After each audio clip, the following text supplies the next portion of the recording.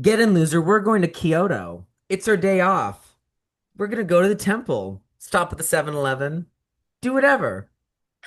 I'm in. Me Are you, too. we're okay, vroom vroom. Vroom. Going. Get in, Farbs. Farbs. I One of forgot about that. the great stand names. The great stand names. Farbs is so good. And That is really funny. it's like because they kind of are as crazy as the Barbs, just in like a different in like a Doc Martin, like antidepressant, bleached hair kind of a way. Yeah. Definitely. Well, hello. Hey, Pep Girlies Nation. Hey, And what is happening with everyone? we're living, breathing, laughing, loving. Well, I would like to Yes. say also, woke is back, even though we pronounced it dead last week. Oh, Yeah, it's back. yes. We worked our woke magic last week and magic happened. Magic happened. Go New York. Woo woo. Go New Yep. York. So that's wonderful. Woke is Yeah. awesome. Love woke. Love. Love woke. Huge woke fan. If you're in line for woke, Stay in line.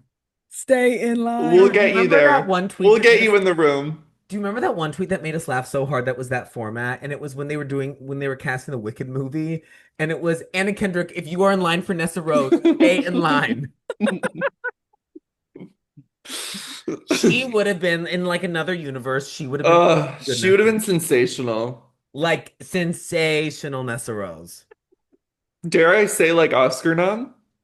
Yeah, like well, I think the movies would have to be together for her to be, Yeah, that's true. She you need the know, whole arc. the whole arc, the whole arc, the whole arc. Yeah.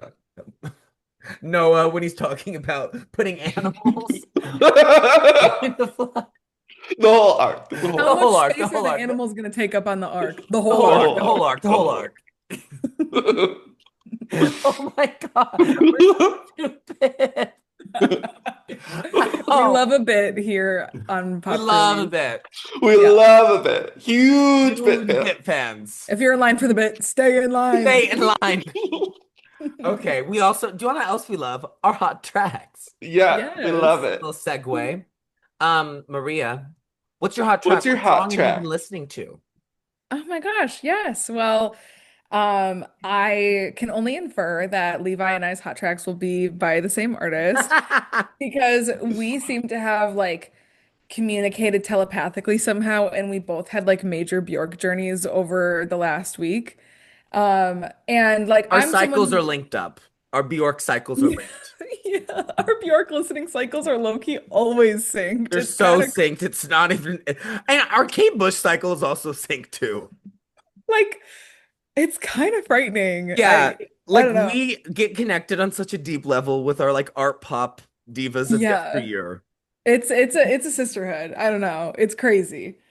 But I we seem to have like our cycles were synced over the last week and we both were listening to a lot of Bjork. And I was revisiting some of Vespertine and I low-key forgot that Hidden Place off of Vespertine is one of the best songs ever made. And also Vespertine is just like such a perfect album for wintertime. And I was romanticizing winter so hard this morning because we got this like giant snowstorm. And I was like, put this Bjork on now. So I was listening to Bjork and it was just so magic. And my hot track is Hidden Place because that is just like literally one of the best songs ever. It's so good. The lyrics are so good and everything about it's so good. And there's so many really cool like choral loops in it. And it's just, like very orchestral and cinematic, like so much of her music. But that one just hits so good for me. And it's like my favorite song right now. So, boop. Love it. Okay, we'll make a Bjork sandwich. So Drew, you go next. Okay, well, my hot track is everything. So Miss Katy Perry, my girl, decided to like literally come out of nowhere and come back with, I mean, the KP7 lead single, may I say.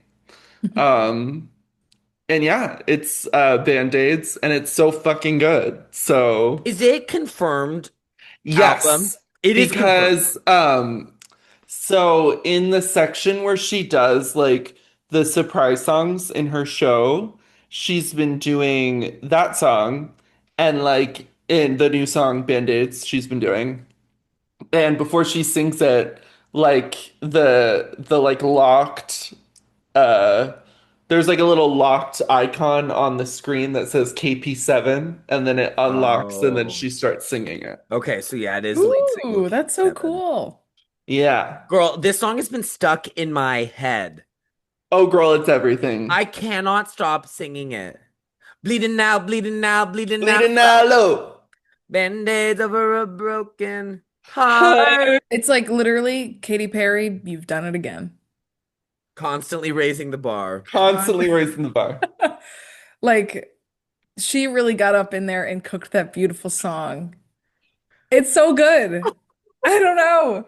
She got up in there and cooked that beautiful song. It's like that's the kind of Katy Perry song that you hear and you're like, but wow, what a moment. You know? And I mean, I have to say, I think I texted this to the Pop Girlies group chat when it was released, but like it feels very like current, but also classic Katie. It's so Yes, good. totally. Great music video too. So funny.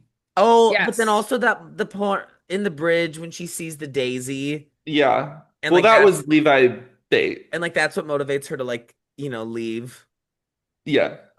and save herself, her daughter. It's just beautiful. And then the end when Women's World's playing and it blows up the gas station. Well, and she's aware. She's aware. She's so leaning into it. That You was a kind of gag, have like Tina. I feel like you have to. Yeah. Yeah. You have to be like, yeah, this was maybe, the wrong move. So maybe new album like soon. I don't know. Is she better? She's already teasing like song titles of other songs. I forgot what they are, but like one of them was teased in the music video. Oh my God. So Oh. Yeah, it probably is honestly coming soon. maybe my birthday, April, or maybe I, that's too well, far away. I feel like it would come before that if it got released in November. Yeah. I feel like really short release cycles are like kind of trendy right now. Like artists are announcing projects and then it's like, by the way, it's coming out in 2 weeks. Yeah, Yeah. Rosalia. Miss Well, Melissa, because yeah. she's done with the like first part of the tour, or I guess like for the most of the tour, I think it's supposed to be over by the end of the year. And then she has a bunch of festival dates for next summer already like announced. Oh, I didn't Oh, know. So really? I don't know what she's planning on doing, but could be interesting. Well, we'll be here reporting on it. But yeah, We'll be Band-Aids, here. smash, band smash. Happy Dan for you. Smash. Happy for you, Yes. Drew. Yes. Okay, well, we're gonna go back to Bjorkland. Yeah, so my Bjork spidey senses have just been tingling off the roof the last few days. Like it's all I can think about, all I can do. Like I'm at the gym, pumping iron to pagan poetry, and it's beautiful. It really is beautiful. I'm gonna go with my favorite song from her first album debut, which is like genuinely one of the greatest like pieces of art created by a human being.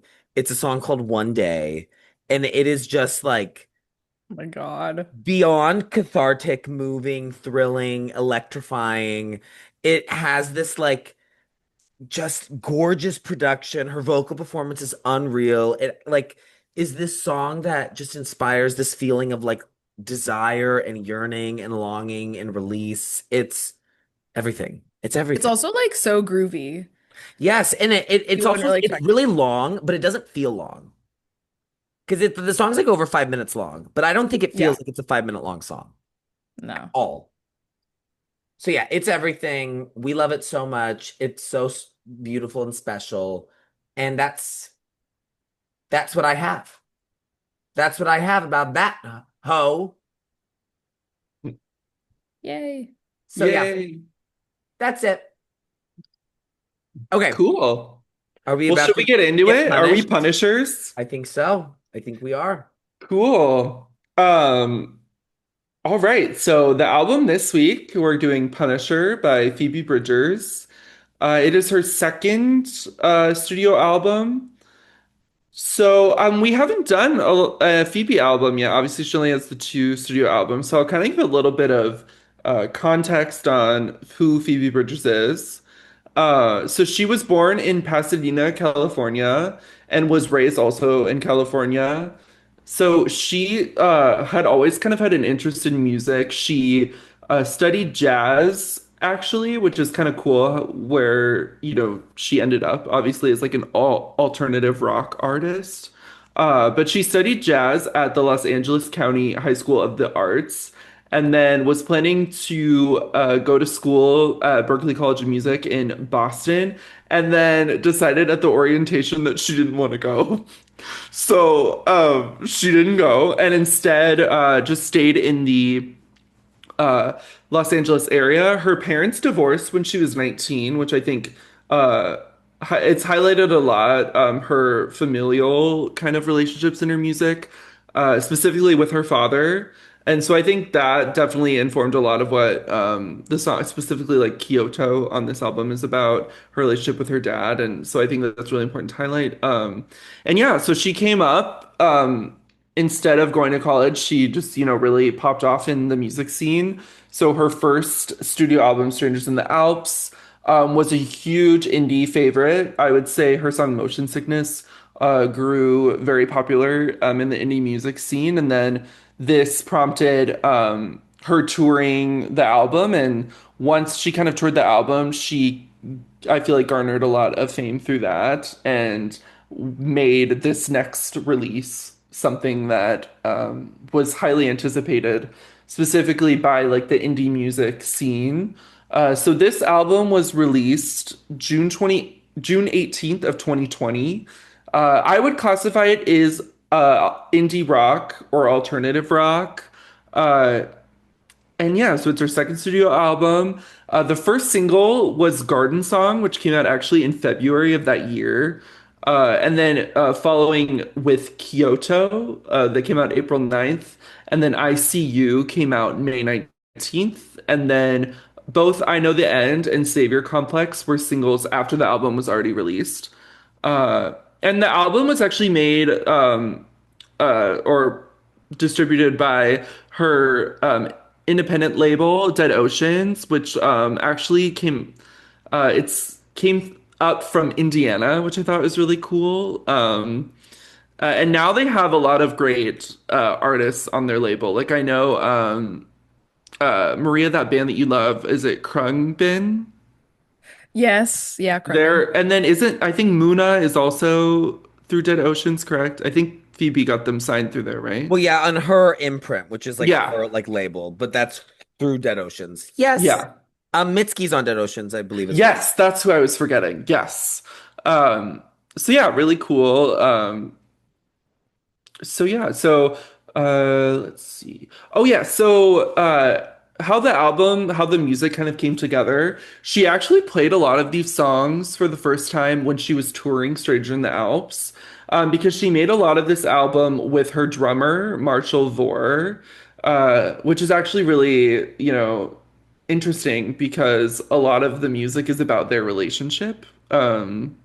So specifically, the lyric that makes me think of it is the lyric in "I See You," where she talks about how I used to light you up, now I can't even get you to play the drums. Um, so yeah, it's just really interesting. I truly don't think I've listened to an album where, the artist is singing about someone who they're making the album with, unless it were like a band. So I think that's actually really cool and unique. It was recorded in Sound City, California, and the producers that she worked with on this album were Tony Berg and Ethan Gruska. And it also is really cool. So in between Strange in the Alps and Punisher, she did some side projects with Boy Genius, which is her band with Lucy Dacus and Julian Baker. So they came out with their first EP, which I know Levi talks about a lot on. I think you've had a couple hot tracks from the first EP, or you've talked about it at least before.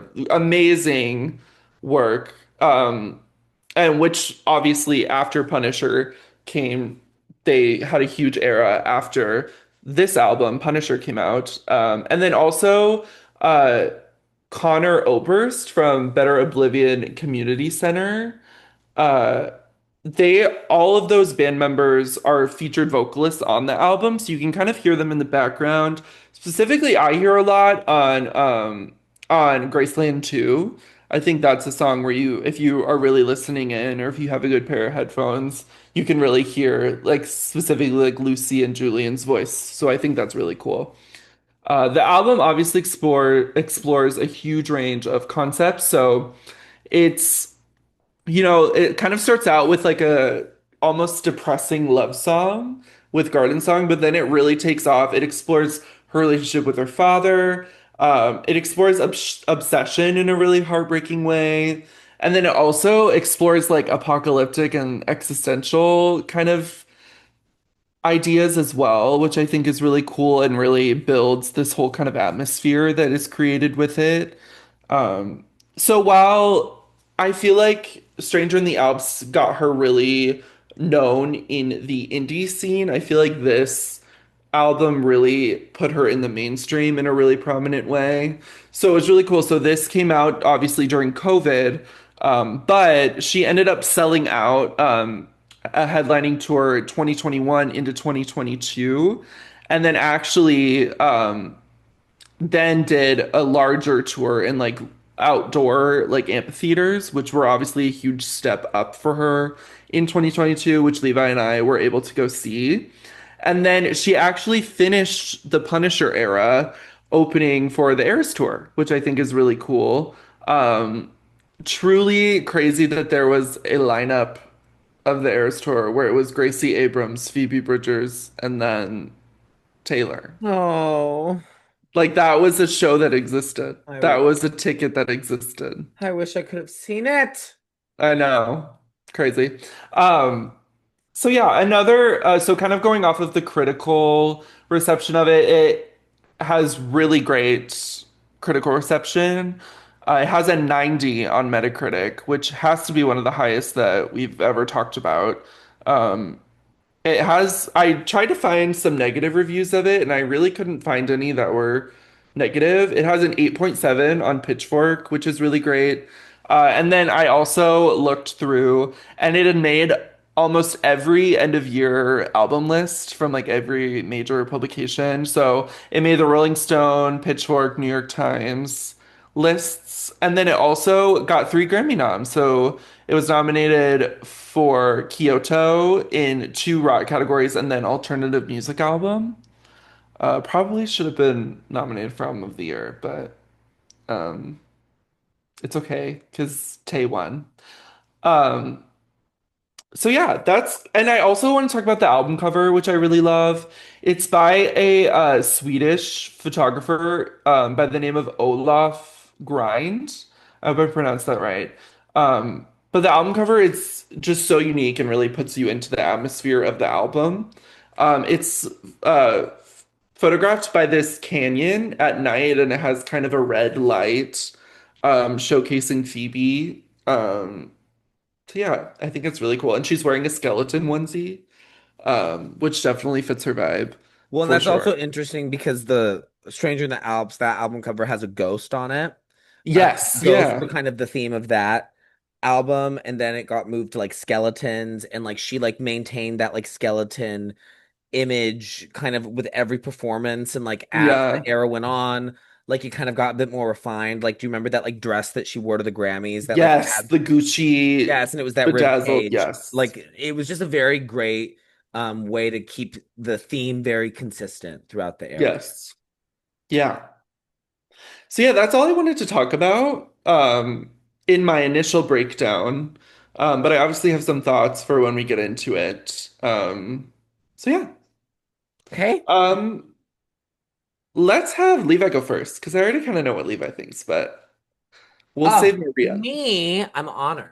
Um, well, I'm so happy that we're doing this album because Phoebe Bridgers is one of my favorite artists, of all time, one of my favorite songwriters of all time, and has been a very important artist to me over, can't believe it's almost been 10 years since I discovered her. So I think I've referenced this before in the podcast, but I discovered Phoebe in the like winterish fall season of 2017. So shortly after her debut album, Stranger in the Alps, came out.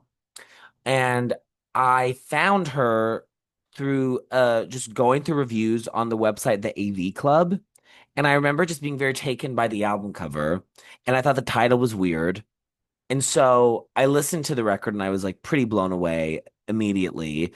That is like one of my favorite albums of all time, has some of my favorite songs of all time. And she just immediately became somebody that I felt very passionately about. And I kind of, I mean, I was there for Better Oblivion Community Center. I was there for Boy Genius. I have, taken many a train ride on the L crying to me and my dog. Let's just say that's happened quite a bit. Like Phoebe's just been somebody that I've always loved. And I've just always connected to her as a writer. And so I was very excited when like it looked like she was going to be releasing a second album. Uh, and when Garden Song was released, I have to say I didn't really like Garden Song that much was when it was released, which I have since like repented, obviously. But I think for me, it felt a little too similar to the song Smoke Signals. Because they're both the opening tracks and they were both like the first single. It just they were there was just something blocking me. And I think it was that my devotion and love of the song Smoke Signals. I was like, this is just trying to be smoke signals, blah, blah, blah, blah. And so it wasn't until a few weeks later when Kyoto was released, not weeks later, months later, when Kyoto was released, that I really found myself falling into this world. And, when Kyoto was released, that's when the album was announced. And that was also right when lockdown had started. I think the early days of the pandemic are very important when talking about this album because I think kind of similarly to Folklore, which we talked about in a really, really early episode, I think that the environment that this album was released in really captures a lot of its power and is one of the reasons why it kind of capture the hearts of so many people. But I'll get into that in a second. Um, but Kyoto was released, and then I was like, okay, I'm kind of on board. And then ICU was released, and I was like, yeah, I'm on board. And then the album was released, and of course, I loved it. And it's an album that like I had a very good first listen to it, but it only ever got better and better and better and better and better the more that I listened to it. And eventually, like, within a few months of 2020, it was like this is one of my favorite albums ever made. It is an astounding piece of music, and I think it is such a great snapshot of what makes her so compelling as an artist. She has so many unique qualities. First of all, she has such a distinct lyrical voice. There is this like kind of like meme occasionally on the internet of like people making fun of Phoebe Bridgers songs, and it's always like, me and my brother went to the grocery store and I saw your car and I wanted to kill myself, but then we got a burger and I feel like I'm God and blah, blah, like, stuff like that. And those are funny, but she really does have a very distinct lyrical voice. She gets very hyper specific. She is very honest and raw. She's very, very funny, and she's very funny on this album, just like she was funny on her first album. And she's also very melancholy. And this like the blend of all of those like vibes and atmospheres together makes for just such a very unique and interesting storyteller. She has a way with words and an ability to coin an evocative phrase that is really remarkable. There are so many moments on this record where the way that she's like blended the words together just really like jumps out at you and makes you think about it. And again, she's very funny as well. So there's punchlines constantly. Like I think ICU is a never-ending like laugh fest. I think that I Know the End has a lot of humor on it. Uh, I think Kyoto has a lot of humor on it. So she's just really an incredible writer, and she's also an incredible singer as well. I think her voice is beyond beautiful. She has this quality that I love where it always kind of sounds like to me that she just stopped crying. There's just this like sincerity and openness and immediate quality to her voice that I love. Um, doesn't feel like there's any barriers in between her and the listener. It really feels like this is a cliche, but it feels like she's singing from her heart. And there's just something about this like wispy pure tone that is just incredibly moving, especially when singing these beautiful lyrics. So yeah, I adore this record. I think the thing that's most striking about it is just this atmosphere that it creates.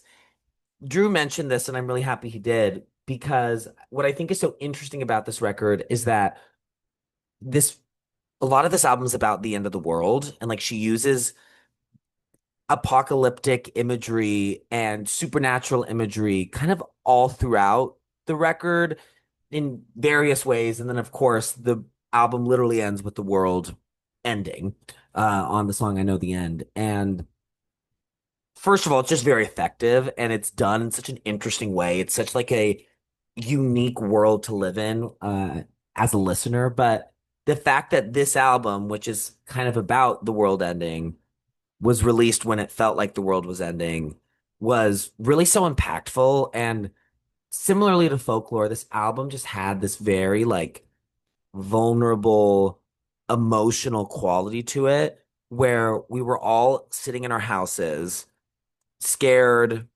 lonely, depressed, anxious, and if this album felt like a way to kind of release all of those emotions. It felt like a friend who would be willing to sit next to you while you were crying and be like, it's going to be okay. So I think that this album just really resonated with a lot of people in that time for that reason, that it captured, I think, the general state of the world in a really unique way. And obviously that kind of thing can't be predicted or planned. Like when she was making this record, there was no way that she would know that she would be releasing it in the middle of a global pandemic where, so many people died and the lives of everybody were affected. But it was kind of similar to Folklore and a lot of other albums released in 2020. Fetch the Bolt Cutters is another example of this by Fiona Apple. It just kind of happened to be like right place, right time. And if we're going through this horrible moment in the world with the pandemic and everything else that was happening in 2020, on a national and global scale, it's good that there was like good music to kind of like support us. 2020 was an amazing year for music, like astounding year for music. Getting into the like music itself on this album, the production is great. It is definitely in the same world as Stranger in the Alps. I described this in my notes as fuzzier sounding. I think there's more electronic influences. There's a bit more distortions happening. There's this similar thing though that she does a lot in Stranger in the Alps, specifically a song called Scott Street, where like the music often mirrors what's happening in the lyrics. And in Scott Street, that song is about her like walking down a street and you like hear all the street sounds. Like she talks about a helicopter and then you hear a helicopter. And like the end, you hear like trains and bike bells and all that stuff. And there's that kind of like relationship and like incorporation of the lyrics into the music here. The part that I want to highlight is I love this moment in the song I See You in the bridge. It's kind of the music is really building, the music is building, and obviously there's percussion. And then the percussion cuts out, and then the next lyric is now I can't even get you to play the drums, which is just so smart. It's so smart and it's so effective. And like once it you clock that, it just adds this extra layer to the music. And so I think that the production here is just astoundingly smart. It's very interesting. It I think is layered without being flashy. It really serves the songs very well. I don't think anything here is distracting, but everything here is so well made. There's a lot of interesting creative choices happening. I mean, the production of the last song, I Know the End, is a huge highlight for me. I love like the incorporation of the male voice throughout the record, which is Connor Oberst. Obviously, the Boy Genius appearance is wonderful, but the star of the show is the songwriting. I mean, the songwriting here is just pretty next level. She is a true poet. And so many lyrics on this record are like some of my favorite lyrics ever. I was going through and like writing a list of all my favorite lyrics from songs that weren't in my top three. And then I just stopped doing it because I was like, I'm just writing too many, like, there's too many things. I do want to highlight one that might be like my favorite lyric from a song that's not in my top three, and it is from Garden Song. So that's a spoiler, which I don't really feel like a spoiler because I said earlier that like I didn't like it at first. I've now loved the song. Can But I guess what it is? I think you'll know, I think. But Is yeah, it the doctor put her hand? Yeah, you yes. say it. The doctor put her hand over my liver. She told me my resentment's getting smaller. Who writes that? Who writes like that? That's so crazy. That's so crazy. It's so good. It's so good. And there's moments like that on every single song. Every single song has like tour de force, stop the count, just unbelievable levels of lyricism. Yeah. She's just a truly a generational writer, in my opinion, and she needs to get back in the studio. We need PB3. P PB3. PB3. Where is the album? We need the damn album. I think like literally when we were I think there were moments where we were talking about like do we want TS10 or do we want PB3? And we were like we want PB3. And We're then on and TS12. yeah, TS12 has been released and TS13 is probably going to get released before fucking PB3. Like, what is she doing? Bo Burnham cannot be that interesting to talk to. Get in the studio. We haven't even gotten a breakup song about Paul. No, we haven't gotten an album about Paul, What but is happening with the world? It's just, crazy. yeah, but I adore this record. I can't wait to hear everybody's thoughts and our fave songs and least fave songs. So that's me. I'm a punisher. You Punish. are Baby. punished. Okay, that's Okay, me. Maria. Slay. Okay. Well, I am quite new to PBville. I like haven't I had never really listened to her like intentionally before, like a couple songs here and there. But yeah, like had never really sought her music out all that much.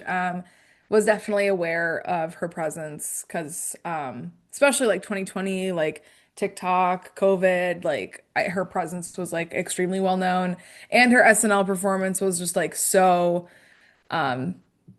talked about with her like smashing the guitar and everything. Like sometimes it kind of escapes me like how big of a moment she was like in like the early 2020s, you know? So so yeah, it was like my first experience listening to one of her albums in full. Was definitely familiar with like a lot of some of like the melodic moments throughout just from like TikTok audios and stuff like again because it was like so heavily utilized like during the pandemic and the years following. So yeah, first go around with a Phoebe Bridgers album. And this sounds really harsh, and I really don't mean it harsh because I didn't dislike this album, but I'm very confident that I am not the person that this is made for. I don't feel like this is necessarily in my scope of like albums that I go to reach to listen to like all that much. I definitely enjoyed like the atmosphere of this album for sure. Um, I feel like on the surface, it just really feels like I'm not the person it's made for. And again, like I don't mean that as shade or I'm not trying to like dig at the album at all. But it's just not for me in that sort of sense, I suppose. But like I'll get into it. Um, I I definitely think that something that maybe turns me off to her music, which I don't think is like a weakness of hers. It's just again like my specific taste is her like matter of factness in her vocal performance. Like sometimes her talk singing isn't my favorite. But again, like there's a lot of really great vocal moments, and I'm not saying that she just like doesn't sing because that's not true. But I feel like that's something that like just turns me off to it a little bit. But yeah, her lyrics are very interesting. I honestly kind of attributed her songwriting style and sometimes her vocal performance to honestly like Morrissey. Like it kind of gave me a lot of Smiths vibes of like it kind of gives like I was looking for a job and then I found a job and heaven knows I'm miserable now. Like it gives me the Smiths like in a like complimentary. But sometimes like it feels a little bit funny to at least for me when the lyrics are so like I did this and then I did this like almost kind of like what Levi was saying earlier. But yeah, I like honestly kind of got Smith's vibes from her. Not like sonically, but basically with everything else. Um, and something that I really liked about the album is, again, like I said, like the atmosphere. And she actually does feature on a song by the 1975 on I think their fourth album. I forget what that song's called, but it's really good. And the atmosphere of this album, like it really, really gave me the 1975 vibes. Like sonically, that kind of like electronic kind of ecosystem. Like that's a lot of what the 1975 music sounds like their third album and beyond. So listening to this, I was like really intrigued by that. I was like, oh, it wouldn't have been immediately obvious to me that these two artists like almost kind of have like a sonic link to them in like some sort of way. Because I remember when that album by the 1975 came out, because I believe that was also a COVID release, that I really liked the song that she was on with them. So yeah, that I thought was definitely a highlight for me that I thought was really interesting. I kind of thought that the album had a little bit more of like an act one, act two structure as far as how it sounded. I felt like the like side A was a lot more electronic, and then side B kind of transitions and it gets a lot more like acoustic, which I thought was really interesting too. Um, but yeah, with this being like a first listen for me, I think I would definitely need a little bit more time for like the lyrical content to kind of sink in. But as Levi had said before, like there's like she's really good at like heavy hitting one-liners. So it's like when they really stick out to you, you kind of have to be like, whoa, oh my gosh, what the heck did she just say? So I definitely thought that was interesting too. Um, but yeah, I'm honestly not too sure how much I am going to revisit her. I like the album as a whole. Because there's definitely songs of hers that I've kind of like cherry picked throughout the years that have been like, ooh, this one's cool. I like this one. Um, but I think as a full project, I I don't know if I'll go to this one as much, but definitely appreciate Miss Phoebe and the work that is created. But yeah, I just feel confident that like my brain this music is maybe not for my brain. So I don't know, but I think those are all my thoughts. Okay, T. I fear hold my hand tank is I impending. know. Wait, when you're saying like electronic, what songs are you meaning? Well, I don't necessarily like I mean I guess like honestly like the instrumental like intro kind of sets the scene, I think. But I mean, Yeah, I agree with you in terms of there is like a definitely like an inorganic quality to a lot of like the like I feel like things are looped. right. There's distortions, like there's that Yeah. glitchy quality to Garden Song. Like I feel like a lot of it is Yeah, Yes. like Yes. you're using acoustic instruments, but then you're like manipulating them where it's not just like Right. straightforward got it. like a guitar is playing. That's Got you, the way that got you, I got interpret you. it. Yeah, thank you. Got you. Got you, got you, got you, got you, got you. Okay, T, well, thank you, Maria. Yeah. All right, so I'll just get into my thoughts. I actually didn't listen to Phoebe before this album, and even like when this album came out, I didn't listen to it. Um Levi was the one who introduced me to Moonsong, and then I was fully just like there for it.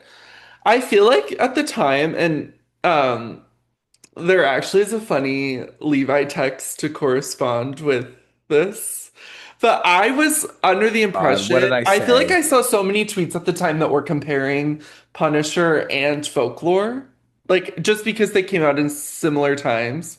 And I remember texting Levi about it like a year later, and I was like, yeah, like, remember when all those people were like comparing the two together and now they're like besties, whatever? And Levi was like, no, like I don't really think that they're similar. Like, no. And I was like, oh. And then Levi texted me. He goes, I feel like I'm gaslighting you.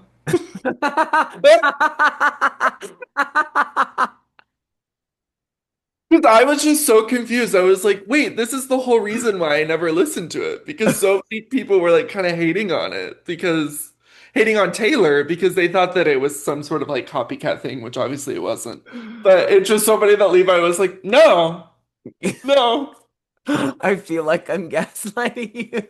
It's so crazy. You were like, I feel like I'm gaslighting you. I remember you said that. It was That's so so funny. funny.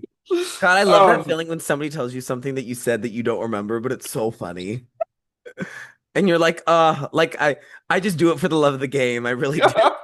It's like, oh, my I mind. also can like see Literally. you typing it, like you like kind of like turning your head and then like laughing about it. I don't I don't remember know. doing this at all. That is so funny. And you saw, you know, that doesn't. I saw so many tweets about it, but maybe it was just like two that I just like. really didn't see any tweets like dragging. No. Uh-uh. I don't know. Maybe it was just like one or two that I saw that just like really stuck in my mind, and then like I just kind of moved on. Um, but no, I mean I loved this album, or I love this album so much. Yeah, I mean Phoebe, I think has to be in my like top five favorite voices of all time. The way she's able to find that like vocal quality, but also like have so much emotion tied to every single thing that she's singing is just it's something that like Taylor does so well. Yeah, I mean, I hate to like compare the two voices, but I think they do very similar things with their voices. Um, so I mean, she just takes it to a whole nother level. And then seeing her live, I got to see her live the Punisher tours that she did. Um, I saw her with my mom, and then I, of course, Levi and I were present at. We saw her at the Huntington, and she sang off. Is it off the branch at the Huntington? Off the branch at the Yeah. Huntington.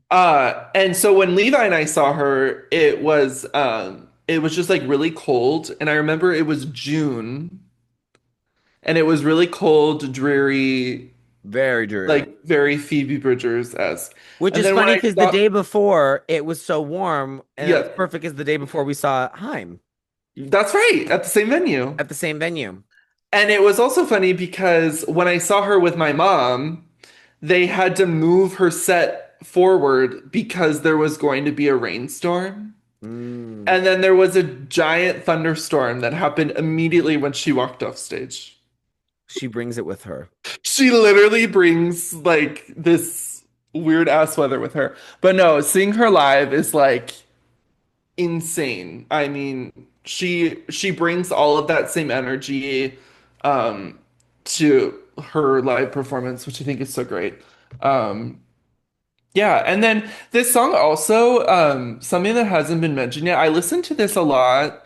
Actually, like my last recollection of driving, like Mm. I don't drive in Chicago now, but my last recollection of driving was like listening to Phoebe Bridgers, like in winter breaks of college. And I feel like this album feels very like suburban to me, and maybe it's because like um you know, listening to it in that separate environment that isn't Chicago, I feel like um this album, while it is so good to like listen to, as Levi would say, like on a train, emotional, I feel like it almost hits in the same way, if not harder, like screaming in a car by yourself on like a lone road, like screaming the I Know the End outro by yourself driving a car. Um, it's just so good. It's like put yourself in a dreary, dark vibe safely, and this album will hit like no one's business. Like it's just so incredible. So yeah. And another thing I wanted to say about the album cover, and I tried to look this up and I couldn't find it, but it reminds me so much of the Harry Styles Lights Up music video. And I couldn't Yep. find if they actually take place in the same place. Yeah. But Yeah, I know I exactly what you're talking about. yeah. I'm not sure, but I remember because the Lights Up video came out like really close like before the pandemic. And then I remember when I saw this album cover, I was like, whoa, is this Yeah. scary nachos? But obviously it's like not, but I was like, whoa, I'm so glad that you mentioned that because it's so true. Yeah. Yeah. I know. I always think of it when it sucks that that's what I think about when I see this album cover because they're obviously so different, but Right. um yeah, just so interesting. Okay, so let's get into the me's and the Holy Trinities. Let's do me's first. So, Okay, Levi. me. Hmm. Okay. There's one song that I don't like in this album, and I've never liked it. And Drew's gonna be mad at me. I don't like the song, and I don't think it should be on this album. And I don't think it like gives anything to the record. And it's Halloween. I think that is such a nothing burger of a song. I hate living by the hospital. Okay. And Every year on and Halloween, I text a mutual friend who is also a huge Farb, so I'll have to send this to Sophia. But mm, every year on Halloween, I text her, I hate living by the hospital. And we don't talk very often, so our conversation is usually just like a ton of Halloween texts. I hate living by the hospital. And this year I texted that to her and she didn't respond.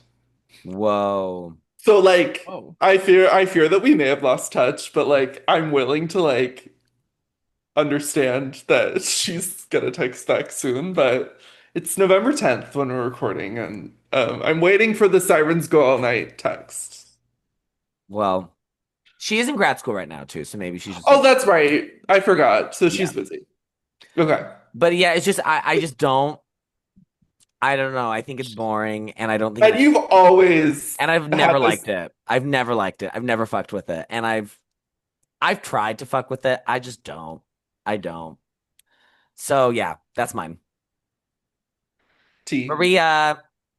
Well, I kind of feel like I have elite farb taste because my least favorite is also Halloween. Yes. Yes. Exactly. Thank you, exactly, Priscilla. Do you know what that's a reference to?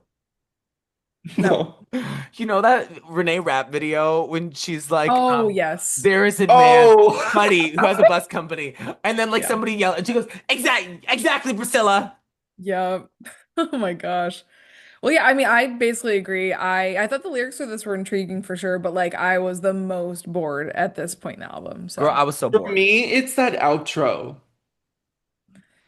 Whatever you want. Whatever you Well, want. girl, we get that on Graceland too. But girl, no, I get it. I'm getting it. well, Well, what's your least favorite, what's your Mama? meme? So my least favorite's gonna piss Levi off, but it's fine because his me makes me sad. So my me, and there really isn't a bad song on this album to me, but my me is Chinese Satellite. Oh my hell. That is so crazy.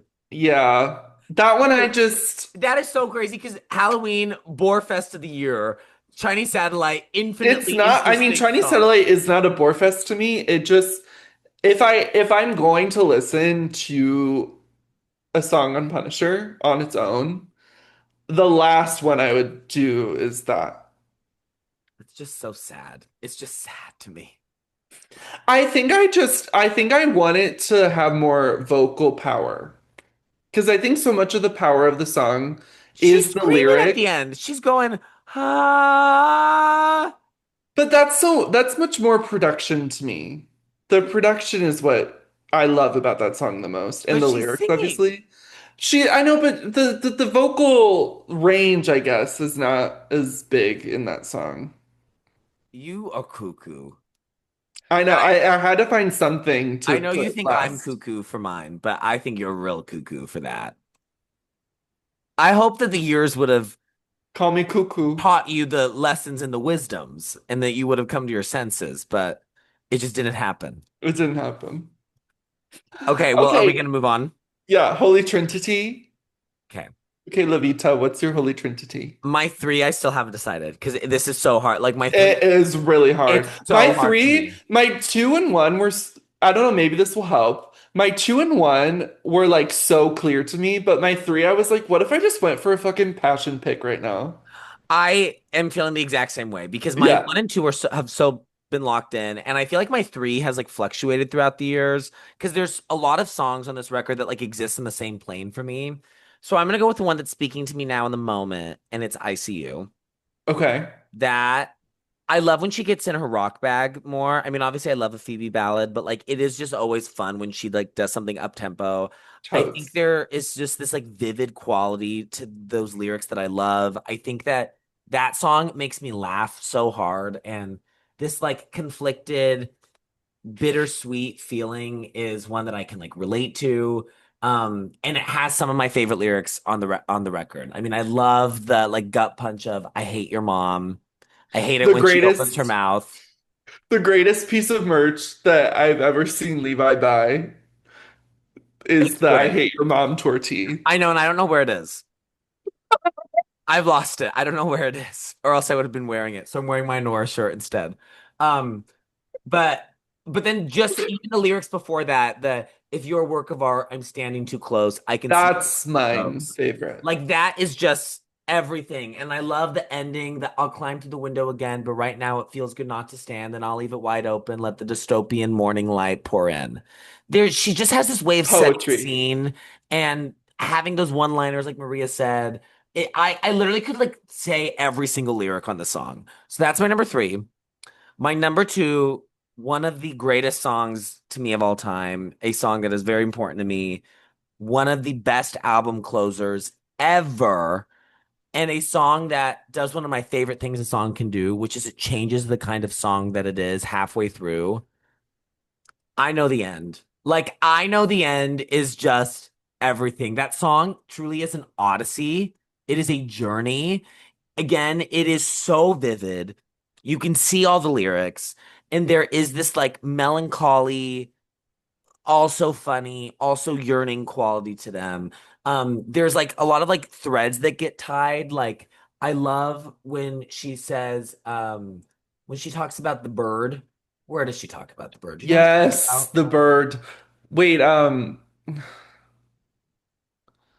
Oh yeah, and when I call you come home, a bird in your teeth. yes. Because she talks about a bird in another song that maybe Get I'll to be it. talking about in a second. But so I love that she like there's a lot of threads throughout the record, and I think this song does a good job of tying it up. I think the end of it is just crazy when it does the switch up and she's driving down the freeway and literally she's watching the world end. There is this haunt, it is so haunting and primal and scary. Like it sounds scary at the end with all the scream, everybody scream. I mean, it's very much that, you know? It's very much that. It has some of my, again, my favorite lyrics on the record. I mean, I love this, like, this joke that she has in the very first verse, which she said is a joke that, like, her tour manager always says, no matter where they are on tour, he always says, man, I hate this part of Texas. And so, like, it's supposed to kind of represent, this, like, really lost feeling of being on tour and like really not knowing where you are. And this like Wizard of Oz theme is so great with the like three clicks and I'm home and then the tornado. It's just an incredible, incredible song. But it's not my number one. What No. what is your number one? You may be asking yourselves. Well, let me tell you. Just the greatest song of all time, It's the maybe. greatest song of all time. It's this little ditty that I like to call Moon Song. Moon Song, oh Moon Song. Moon Song, Moon Song. Moonsong, I've cried for you. Moonsong, I've like really been unwell listening to you. Moonsong is this depiction of this dynamic between two people that is very unhealthy. It's this codependency, but also manipulation that is just so raw and impactful. It's a very visceral song to me. Like a lot of these lyrics feel violent. I mean, the key example of this is you couldn't have stuck your tongue down the throat of somebody who loves you more. So I will wait for the next time you want me like a dog with a bird at your door. What the hell? And then towards the end, the makes I'm literally crying just even like conceptualizing it. You are sick and you're married and you might be dying, but you're holding me like water in your hand. And there's this whole like theme of water throughout the song. Because in the first verse, she says, "You pushed me in, and now my feet can't touch the bottom of you." So like this person's become like a swimming pool. And then the second verse, she's talking about this dream that she had where they threw this like nautical party, and now it's this water in your hands. Like this like imagery is like coming through the entire thing. The fucking bird gets brought up again at the end. And then just that gut punch of the bridge. And if I could give you the moon, I would give you the moon. Like talked about how this song is about being in love with somebody who hates themselves. And I think that you could interpret it honestly in a lot of different ways. Cause like the way that I relate to the song is not specifically through that, but yeah, it's just an astounding piece of writing to me, and it captures everything I love most about her. It's in the elite, it's in my God tier. I have Yeah. three songs that are like my elite God tier Phoebe, and this is one of them. So that's what Scott Street. Scott Street, this song, and then Me and My Dog from the Boy Yeah. Genius CP. Oh, Me and My Dog in an impossible Oh, view. Oh, I like the concept of wanting to feel emaciated. what a human song. So good. It's so good. Emaciation, that isn't good, but No. the song is. Okay, I'm done. Maria. Okay. Okay, Maria. Okay. Well, on my number three in my holy trinity is Graceland 2. Hit. Such a good one. Grace Love Smash. love Hit. her hit. My number two is Chinese Satellite. Oh. Thank you. Exactly, Priscilla. Yes, Priscilla. Waking that up. Wake up that tea. Waking it Oh, up. So and then my number one, call me basic, is Kyoto. there's nothing basic about that for me. There's I nothing. mean, I mean, it's the day off in Kyoto. What are you going to do? It's it's a smash. I that was the only song I think on this album before listening to it just now for Pop Girlies that I had like actually sought out and listened to from this album by her. But I think that song's super great. I do enjoy more of an upbeat Phoebe moment, and I fear this is the only one on the album. And I liked it quite a bit. It's I would past call ICU upbeat. Yeah. okay. I- I'm new here. Well, let me teach you, Relax. new kid, how we build at this school. Thank you. So yeah. That's my holy trinity. Boop. Slay. Slay. Okay. My number three, is Punisher, the title track. Um, Because that would be 'Cause you with that's just Shawn how I Mendes. feel, Yeah, you like know? the song is written from the perspective of you. Like, I love to I love to just feel like I know someone who I don't because yeah, that's just I just so feel that, you know. Um, yeah. So, and then my number two and number one are actually exactly the same as Levi, so that's really fun. Ah! I know the end. It might be just the best closer to an album ever. When It's you so really think good. about it, It's like so astounding. because it takes it to a whole nother level, but it also is so quintessential Phoebe. It's everything. Um, and then my number one, I mean, you are sick And you're and married, you're married, and you might be might dying. be dying. I mean, it's Moonsong. Come on. Who are Like, we kidding? but you're holding me like water in your hands. It's also that strum of the guitar at the beginning. It's like, oh fuck, we're in danger. Yeah, It's how I feel about that first strum of Dear John. yeah. It's that same, It's the exact same feeling. and it's the exact same feeling of like when you're watching Jaws and you hear the dun dun, like you Yup. know that like, oh fuck, we're It's like fucked. you're pressing play on the song and then your fight or flight kicks in. Literally, literally. Well, or it's like I like what happens to me is when I'm listening to the album, I'm like so in the moment that I'm like not anticipating the next And it hits song, you. and then I hear that strum and I'm like, ah shit, here we go again. It's just it's Yeah. You're troubling. under attack. Literally, take cover now. It really is that though. It is. We enjoy her torture. We enjoy her torture. You gonna tell Mistress on me? Are you gonna tell the Punisher on me? You gonna tell Phoebe on me? Okay, let's get out the utensils. On Okay, Drew task. Fork, 10. Whoa. Okay, Maria, can't wait for you to tank. Girl, I I reluctantly give Punisher a 7. Whoa. Whoa. Okay, this is gonna be kind of tea. This is an album that Drew gave a 10. I'm not giving this a 10. What? It's a 9.9 Halloween.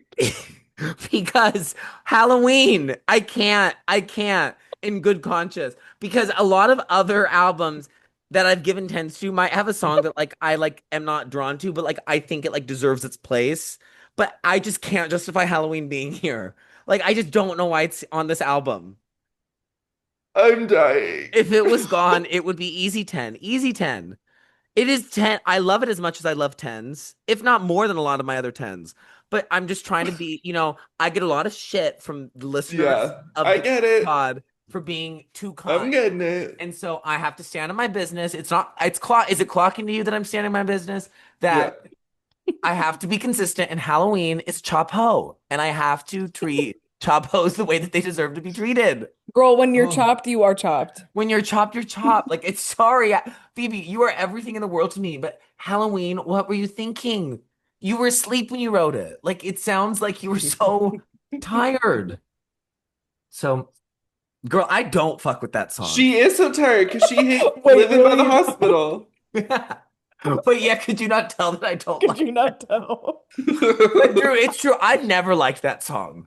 Yeah, you've never fucked with it. I didn't realize it could take it from not from a 10, but this is like Well, a top fiver for me, like of you all know, time. I have to be, But I I didn't have realize to that you didn't be, fuck with it in such a way that it would bring it down. because I don't think it should be on the album. Like I Yeah. don't get what it's bring. Pop Girlies listeners, Farbs assemble.